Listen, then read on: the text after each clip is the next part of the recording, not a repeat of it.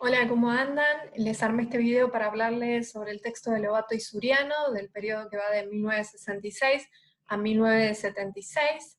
En principio lo que me interesa es que den cuenta del proceso de desgaste que está padeciendo la sociedad argentina, un desgaste sufrido no solo por el gobierno radical de Ilia, sino por el sistema democrático en sí mismo, ¿no? Hay que remarcar que hay ciertos actores, los actores principales de la política argentina, que van a ver en un posible golpe de Estado la ruptura del equilibrio que facilitaría su reposicionamiento político, ¿no? Es decir, que van a apoyar el golpe del 1966 a fin de obtener un mejor posicionamiento político del que venían teniendo. Los años 60 y 70, estas décadas, sobre todo en la Argentina, se va a vivir un proceso de radicalización política sin precedentes, durante un clima, además, muy atravesado por la revolución cultural, de alcance mundial, ¿no? Y además por ciertos hechos locales que tienen que ver con la proscripción del peronismo, y bueno, con este ensayo tan autoritario que se va a llevar adelante con la Revolución Argentina. A ver, ¿qué tipo de Estado es el que se va a imponer desde 1966? Es un tipo de Estado que se lo denominó Estado burocrático autoritario. Esto es porque el diagnóstico que están haciendo las Fuerzas Armadas es que la Argentina está en una decadencia, ¿no? En una decadencia moral, cultural. Es un país que ha llevado adelante una democracia ineficiente, ¿no? Es un diagnóstico que va a dar cuenta de que el problema en la Argentina siempre ha sido político, ¿no? Entonces, lo que van a decir las fuerzas militares es que los partidos son el gran problema del Estado, ¿no? Los partidos no saben administrar el Estado, ¿no? Y este es el gran asunto que va a exponer el gobierno, las Fuerzas Armadas, y es el desprecio a la política, el desprecio a la democracia liberal, ¿no? Es una crítica muy fuerte que está haciendo el gobierno, un desprecio a la política, y desde un lenguaje bien tecnocrático, ¿no? Porque el objetivo de estos sectores es eliminar la política desde ya, y reemplazar la política por una especie de burocracia de tipo autoritaria, ¿no? Como decía antes. Entonces la idea es que las Fuerzas Armadas no se metan en política, pero sí que las desplacen, ¿no? Que las desplacen por técnicos bien capacitados, profesionales, bueno, capacitados en ciertas áreas, ¿no? Técnicos de Estado y también gerentes de empresas, ¿no? Es decir, van a van a conformar un gran aparato tecnocrático, existe esa creencia en el gobierno militar de que se podía mejorar la eficiencia, ¿no? En la administración pública a través de un gobierno que esté lejos de la política. Entonces se van a encontrar inclusive con funcionarios, los funcionarios que van a ser parte de este Estado, que bueno, además de nacionalistas, católicos, conservadores, anticomunistas, otro rasgo es que ellos mismos se van a autodenominar apolíticos, ¿no? En esta crítica tan rotunda que le van a hacer a la democracia en sí. Es un golpe, entonces, como decía al principio, que va a contar con un gran apoyo político, apoyo, bueno, de peronistas, de sindicatos peronistas, intelectuales, la prensa, ¿no? Bueno, Perón desde el exilio también va a favorecer que se lleve adelante este golpe militar. ¿Y de qué es lo primero que va a salir a expresar este golpe de 1966? Bueno, en principio tenía como objetivo 3 etapas. Van a hablar de una etapa económica, es decir, una etapa que haga posible la estabilización de la economía argentina, otra etapa social, es decir, una etapa en la que se haga posible la distribución de las riquezas alcanzadas en esa primera etapa inicial, y finalmente una etapa política, una etapa en la que se logre la transferencia del poder a organizaciones representativas. Es decir, bueno, finalmente se conseguía otorgar el poder a las organizaciones civiles, ¿sí? ¿De qué va a constar el plan económico? Bueno, se lo va a llamar justamente como plan de estabilización y desarrollo, ¿no?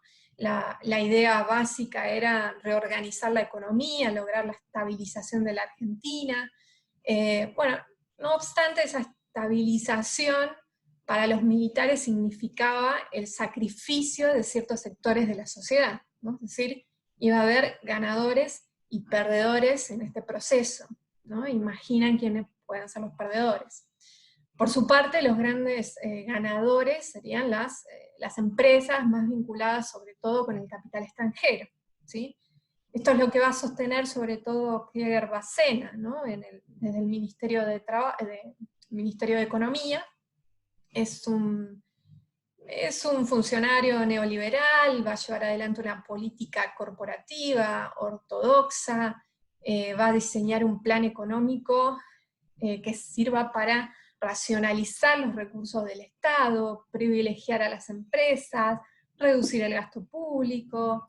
Durante su mandato, bueno, se va a llevar adelante una gran devaluación de la moneda, comienza a aumentar los niveles inflacionarios, y además de toda esta estrategia, hay una iniciativa muy fuerte, ¿no? Hay una iniciativa privada que comienza a ser la base de este proyecto de Bacena, ¿sí? Para Bacena y para el gobierno, la ineficiencia del Estado era tan grande, que no había logrado conseguir el impulso, ¿no? De las inversiones extranjeras, ¿no? Es decir, el gran objetivo económico de este gobierno va a ser, bueno, alentar la iniciativa privada y tratar de alentar el crecimiento de las inversiones extranjeras, ¿no? Inversiones que se habían visto limitadas por la ineficiencia del Estado y por el gran conflicto político que había en la sociedad, ¿no? El Estado no supo neutralizar ese conflicto político que para los militares era lo que condicionaba ese crecimiento de la inversión extranjera en el país, ¿no?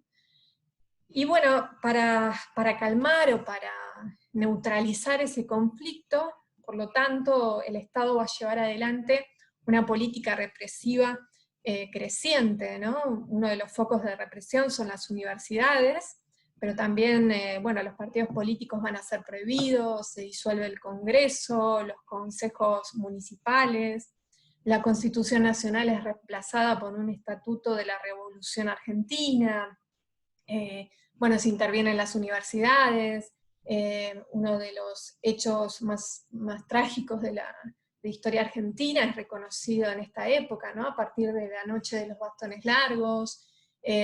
Bueno, hay una represión exacerbada y hacia distintos campos de la sociedad, y además esto va a estar muy vinculado con el contexto mundial, ¿no? Es un momento en el que se está llevando adelante un gran cambio cultural, en donde se está desarrollando la Revolución Cubana, y en contraposición a eso se conforman la Escuela de las Américas, ¿no? Y una doctrina, ¿no? Una doctrina muy particular, que es la doctrina de seguridad nacional, que va a ser utilizada en este periodo como argumento contra el comunismo, ¿no? En el caso argentino, inclusive, va a ser el argumento también contra el peronismo, ¿no? Y contra toda intervención del Estado en la economía. Entonces comienza a introducirse así ciertos dispositivos contra la subversión, ¿no? Ciertos dispositivos, técnicas que sirven para instruir a las fuerzas militares en interrogatorios, en torturas, en secuestros, ¿no? Es decir, comienzan ahí a profesionalizarse a partir de esta doctrina de seguridad nacional que tiene un carácter violento muy potente, ¿no? ¿Qué es lo que ocurría por su parte con los dirigentes peronistas, ¿no? Los sindicatos peronistas, como les decía antes, habían colaborado con el gobierno, ¿no? A ver, entendían de algún modo que había que hacer sacrificios, ¿no? Porque el plan económico así lo demandaba, ¿no? Se van a llevar adelante un congelamiento de salarios, la reducción de la indemnización por despido. Es un momento también en el que se eleva la edad jubilatoria, ¿no? Es decir, hay muchas pérdidas para los sectores trabajadores y por lo tanto también para las dirigencias sindicales, ¿no? Hay una ley que prácticamente prohibía las huelgas, ¿no? Es decir, si uno asistía a una huelga, luego se lo podía condenar durante años, ¿no? Es decir, iba a prisión durante años. Entonces, prácticamente esa era una ley antihuelga. Y esto va a debilitar a los dirigentes sindicales peronistas, que no podían ir a la huelga, ¿no? Los sindicatos comenzaron a perder fuerza.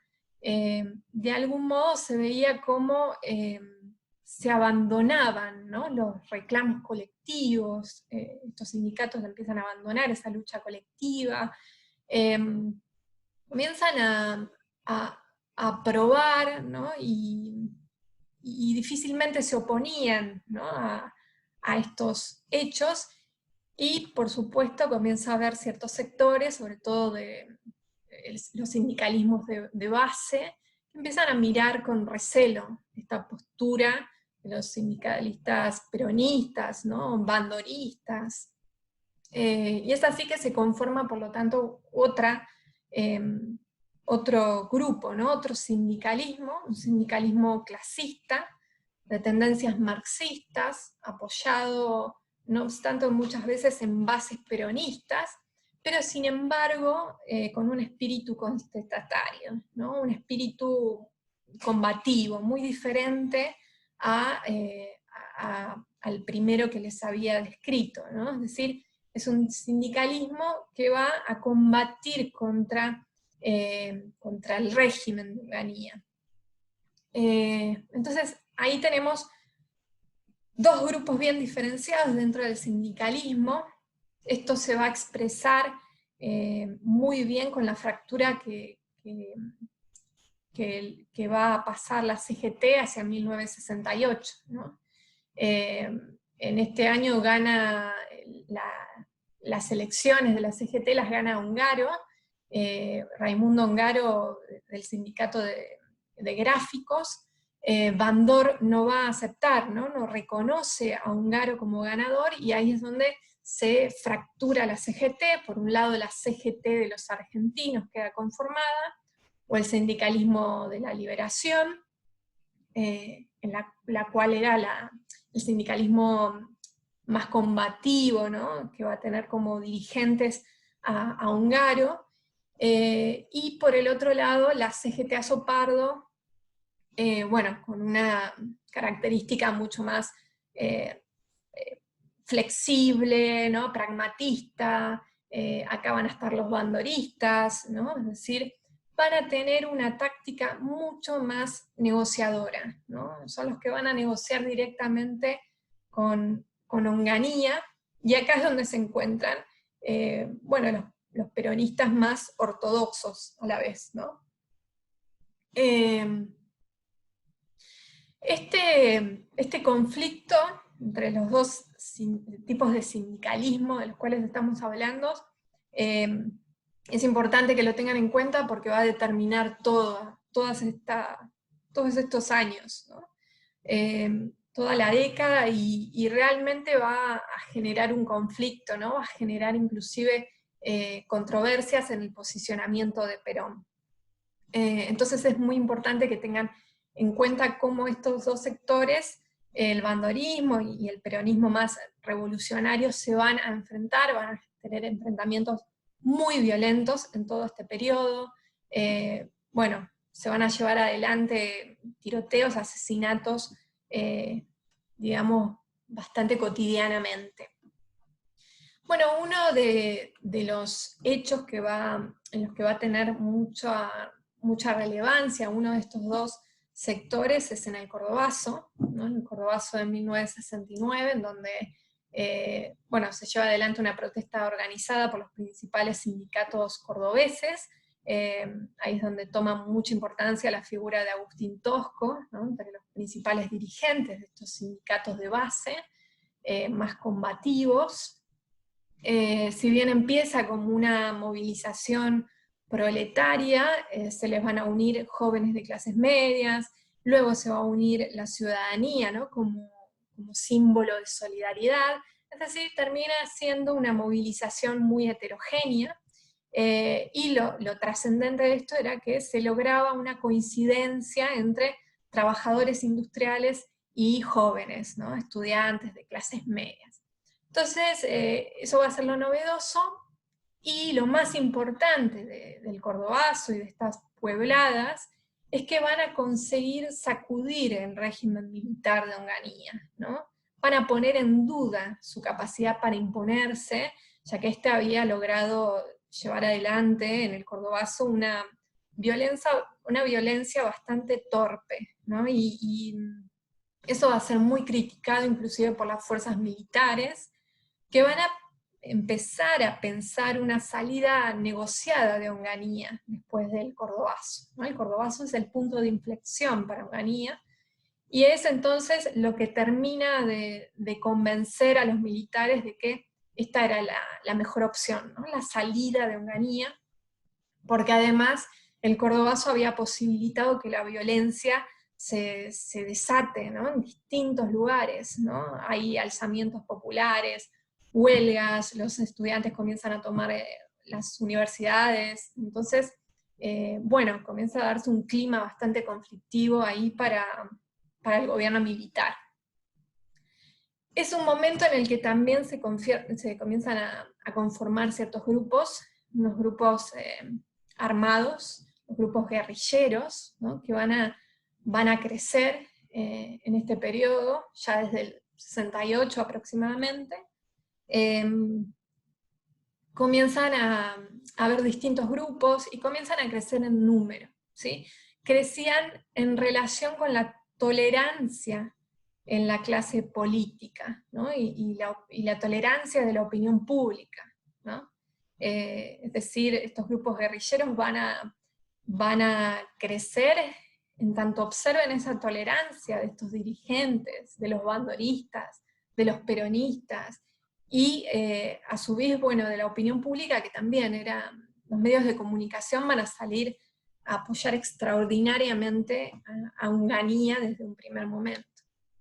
Entonces esta es un poco la respuesta de las organizaciones armadas, que ya no solamente entran en conflicto con el Estado militar, sino además con la misma burocracia sindical, ¿sí? Eso se va a ver muy, muy claramente con el asesinato de Bandor en 1969, el asesinato de Aramburu en 1970, ¿no? Son asesinatos políticos que se instauraban en la política argentina, ¿no? Los montoneros mismos salían a adjudicarse la ejecución de Aramburu, ¿no? Y con eso daban una advertencia a partir de su aparición pública, ¿no? Esto porque, bueno, Aramburu era acusado de que había asesinado a militantes, a civiles durante la Revolución Libertadora. Entonces, para ellos era un hecho realmente de justicia, ¿no? La muerte de Aramburu. bueno, habrían así también de conformarse otras organizaciones, además de Montoneros, ¿no? Como el ERP, el Ejército Revolucionario del Pueblo. Lo interesante de estas organizaciones es que, como había un rechazo generalizado del régimen militar, ¿no? De la sociedad rechazando el régimen militar, eso se va a combinar a la vez con una simpatía, ¿no? Hacia estas acciones guerrilleras, porque les provocaba a la gente también cierta admiración, ¿no? Por la audacia, y porque también conmovían en gran medida, porque muchos de estos grupos, primero el ERP, pero después las demás organizaciones armadas, van a distribuir comida, ropa en las villas miserias, es decir, tenían una tarea, así como también se involucraban con las armas, también llevaban adelante una tarea bien solidaria, ¿no? Y eso apelaba al sentimiento de los ciudadanos, ¿no? Que era algo que venía siendo olvidado, por supuesto, por el régimen militar, ¿no? La cuestión del desempleo, de la pobreza. Es un contexto, por lo tanto, lo de los 70, es un contexto bien marcado por el descontrol de la violencia. Bueno, por las razones que vimos antes de las puebladas, Onganía va a ser desplazado en el 70 por Levingston, que está muy poco tiempo en el poder, hasta el 71. El régimen de Levingston en realidad no tenía mucho apoyo militar, ni tampoco político. Va a ser un régimen bien débil, incapaz de salir de las crisis económicas, y bueno, además estaba en un contexto en donde el desempleo y la pobreza, bueno, crecía a ritmo acelerado, entonces no va a salir beneficiado de eso tampoco. Entonces rápidamente va a ser desplazado por Lanús, que se va a quedar hasta el 73 en el poder. Hay varias cosas que decir de Lanús, porque Lanús quizá va a intentar algo que no se venía viendo por Onganía, por Levingston, y es que Lanús está pensando en abrir el juego político, ¿no? La idea de Lanús era llamar a elecciones sin proscripción, ¿no? Quizá un poco apurado por la Hora del Pueblo, que era este agrupamiento multipartidario que tenía la idea de presionar a la dictadura militar para que abra una salida electoral, ¿no? Esta Hora del Pueblo va a tomar relevancia hacia los 70, luego del Cordobazo, luego de toda la inestabilidad de Levingston. Lanús entonces comienza a pensar en esta idea de llamar a las elecciones sin proscripción, y además porque era evidente que había un problema cada vez más importante, ¿no? Que se le estaba yendo de las manos, que eran las guerrillas, ¿no? El problema de las guerrillas no se resuelve, la violencia era permanente, los métodos ilegales eran cada vez más imponentes.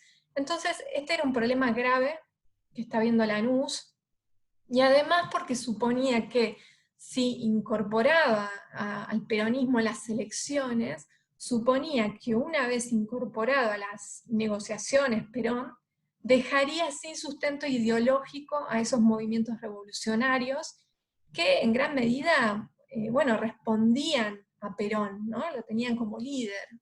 Entonces, bueno, Lanús comienza a pensar que podía ser una forma de neutralizar otra vez a estas guerrillas, ¿sí?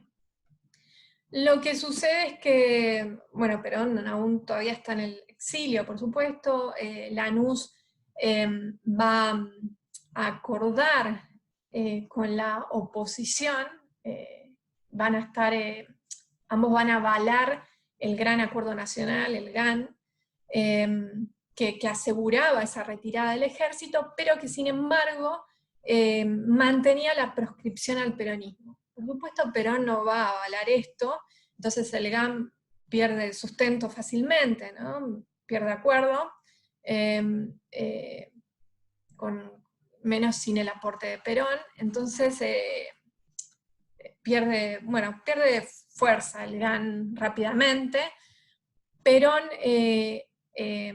aún así, está también viendo esta idea de Lanús, ¿no? Es decir, no se le escapa esta propuesta que estaba haciendo Lanús, porque Lanús tenía la idea de asegurar una retirada del ejército honorable, ¿no? Restablecer el juego político, y Perón lo está viendo, ¿no? Perón desde el exilio rechaza el GAN, pero aún así va a cambiar la posición que venía dando, ¿no? Porque hasta el momento Perón tenía una posición bastante radical, e inclusive, de alguna manera apoyaba a esas juventudes organizadas, armadas contra el régimen, ¿no? Desde el exilio. Pero a partir de estas convocatorias, de estos acuerdos que se estaban realizando, comienza a modificar un poco su posición. Ahora vamos a ver a partir de qué hechos específicos. Lo cierto es que en este periodo también se va a crear el Frejuli, hacia 1972, el Frente Justicialista de Liberación Nacional, en donde comienzan a confluir peronistas, conservadores, una parte del socialismo. Es decir, va a ser justamente amplio, porque lo que se pretendía, lo que Perón pretendía con esto era tener la fuerza para desplazar al ejército y convocar elecciones. Hay un hecho que hay que tener en cuenta, que es muy importante para entender, ¿no? Cómo la posición de Perón comienza a tener esta virtud tan pendular que lo caracteriza. Tiene que ver con la masacre de Trelew, ¿no? Una masacre que se da en 1972, en donde hay ciertos prisioneros de organizaciones armadas, peronistas y de izquierda, que son asesinados por las Fuerzas Armadas, ¿no? La reacción de Perón no se va a hacer esperar, y va a salir a decir que, bueno, nosotros los peronistas nunca usamos la fuerza, y que nuestra fuerza está en los votos, ¿no? Era un mensaje que de alguna manera apaciguaba, ¿no? el contexto. Era muy diferente al Perón que venía dando discursos más radicales, y era un mensaje, por lo tanto, bien desconcertante para la juventud peronista, que venía teniendo una acción, bien radical en las calles, ¿no? A través de la lucha armada. Entonces, era un guiño, podríamos decirlo, para Lanús, para la oposición, pero a la vez era bastante contradictorio para la juventud peronista, ¿sí? Pero va a seguir en movimiento, va a sellar un acuerdo con los radicales, y a la vez desde el exilio va a invocar o va a confirmar su candidato, que es Héctor Cámpora. ¿Por qué Cámpora? Bueno, Cámpora, en realidad, con esto Perón se va a asegurar a alguien bien obediente, ¿no? Cámpora era cercano, obediente, no le podía generar conflicto, y además era muy estrecha su relación con las juventudes peronistas, ¿no? Esto, no obstante, le va a generar a Perón un malestar de la oposición, y sobre todo de los sindicalistas peronistas, ¿no?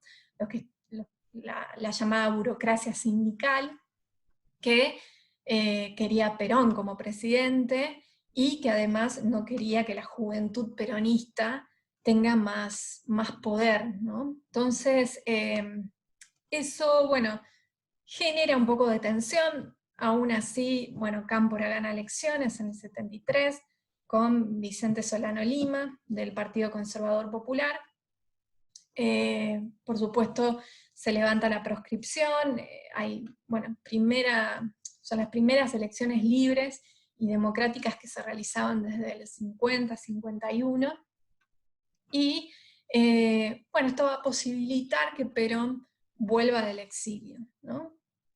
Y va a regresar con una postura bien pacífica, ¿no? Él mismo va a decir en sus discursos: regreso en prenda de paz, ¿no? No tengo odio, no tengo rencor, ¿no? Es decir, va a tener nuevamente un discurso, bueno, bien pacífico, ¿no? Bien suavizado a lo que venía teniendo, a lo que solía tener en sus discursos hacia principios de 1966. Entonces,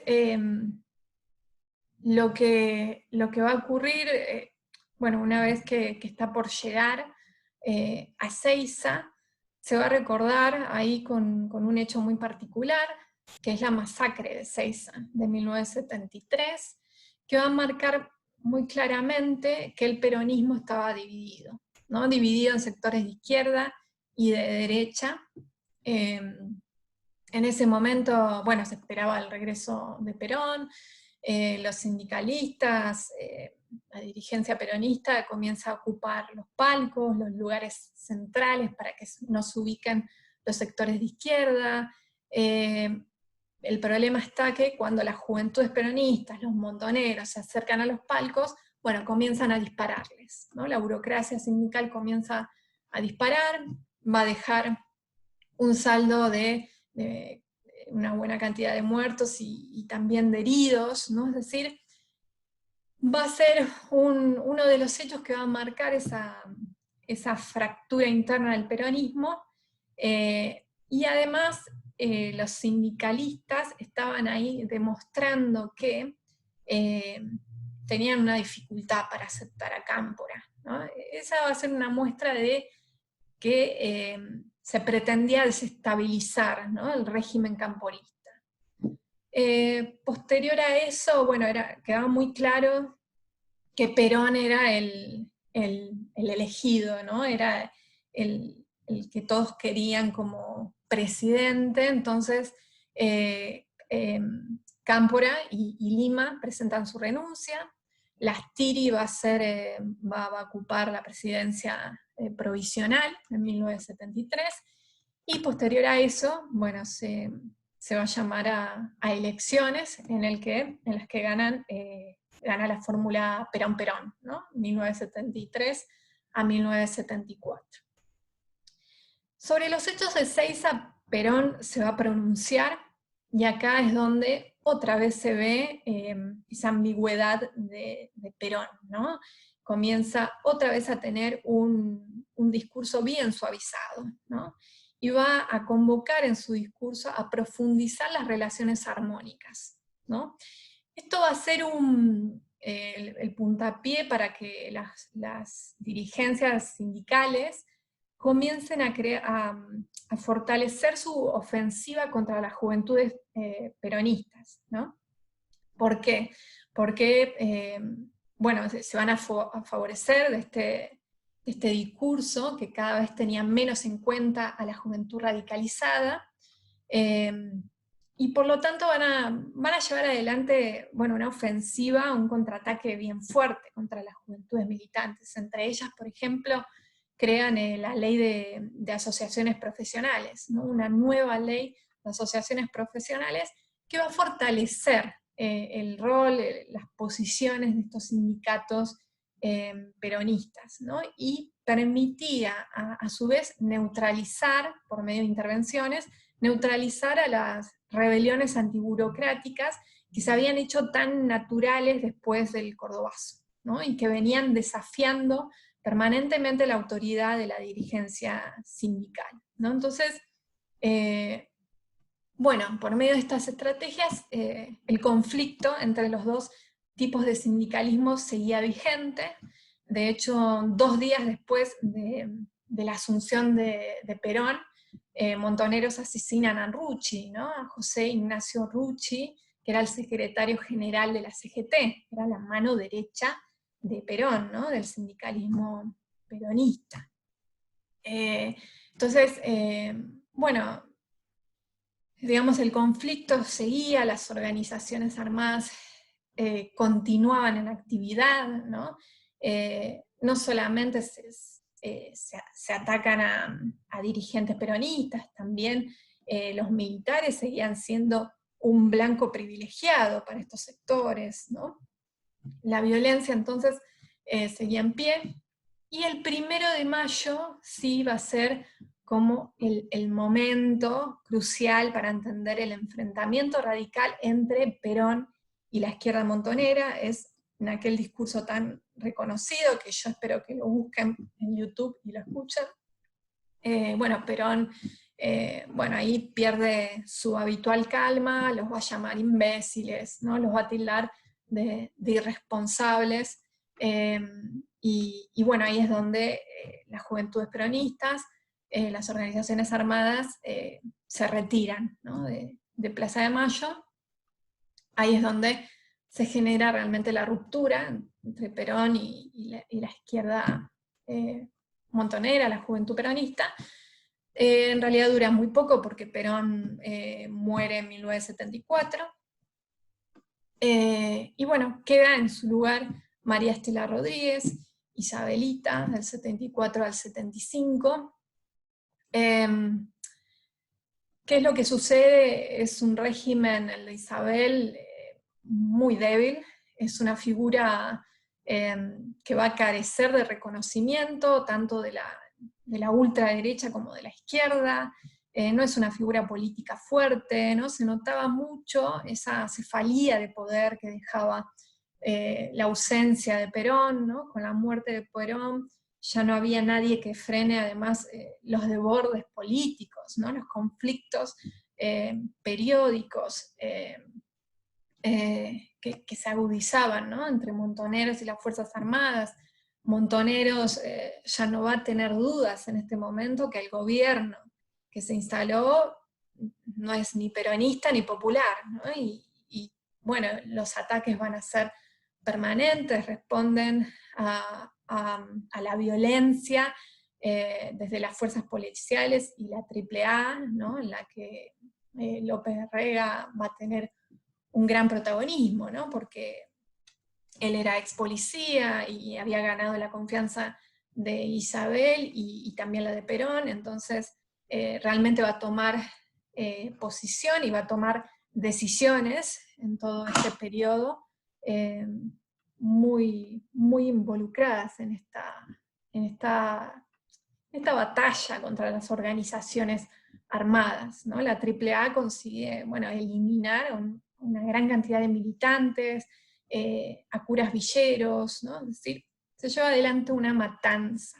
¿no? El gobierno decreta el estado de sitio, bueno, el conflicto entre el terrorismo de Estado y las guerrillas, bueno, era diario, ¿no? El malestar político y económico se va a sentir, porque además en este momento está Celestino Rodrigo en el Ministerio de Economía y lleva adelante un gran paquete de medidas económicas, bueno, de ajuste económico, ¿no? Que tenían que ver con la devaluación del peso, bueno, eso llevaba al estancamiento de la economía, la inflación, y por lo tanto una gran crisis económica, a un descontrol económico, y esto es lo que va a posibilitar, ¿no? Abrir esa brecha para la llegada de los militares al gobierno, ¿no? Los militares estaban esperando